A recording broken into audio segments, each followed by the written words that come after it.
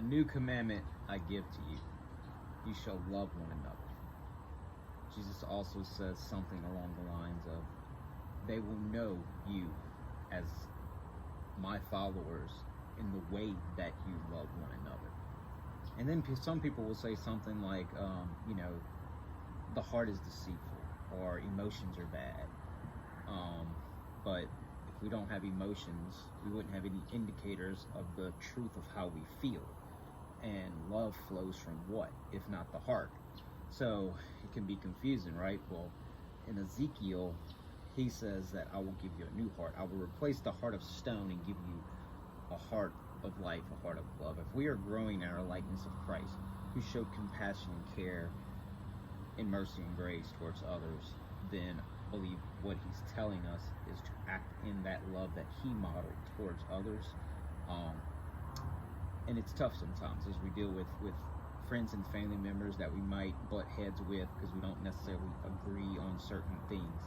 But it's in the disagreements where love can prevail in spite of those things.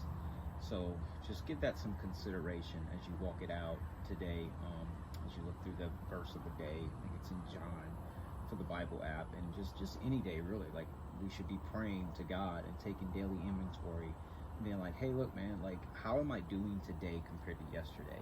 How am I growing and sanctifying myself through this process of salvation with any fear or trembling if I'm not actually evaluating and looking within to say, how am I doing? And my gauge on that is, am I growing more and more in the likeness of Christ through each day? Or am I allowing my own selfish, prideful defense to build up walls to protect myself, but also maybe allow me to be a stumbling block to others by not properly displaying Christ to them? It's one thing that Gandhi said. He said something to the lines of, I like your Christ. It's your Christians who I struggle with, right? So we are his image bearers. We are the ones here tasked with being ambassadors and showing others who he is. And if we do a poor example of that, then they won't get a clearer picture of him. Paul says, follow me as I follow him. And that's what we should be doing. We should be living more in line with what Christ modeled for us, so that as we follow him, if others are looking at us to follow, then we're giving them a path in which leads them in the right way.